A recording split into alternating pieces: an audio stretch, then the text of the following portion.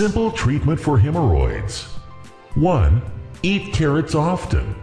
Eating raw carrots or drinking carrot juice heals hemorrhoids fast. Also, you can mix carrot juice and spinach by adding 3 parts of carrots and 1 part of spinach. This recipe has been known to cure hemorrhoids. 2.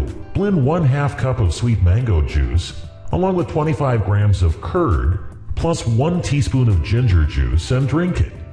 Consume it 3 times a day. This can also help you cure hemorrhoids. 3. Eating uncooked radish can stop hemorrhoidal bleeding. Blend a cup of radish juice with a teaspoon of clarified butter, mix well, and take in twice a day, morning and evening. This formula is effective for both bleeding as well as non-bleeding hemorrhoids. Slice a white radish into pieces, add some salt and place it overnight in a humid, open place. Eat it upon waking before eating anything else. After passing the stools, wash the anus with water and then with radish juice. 4. As for bleeding piles, squeeze about half a lemon into hot milk and drink it right away. Repeat this process every 3 hours.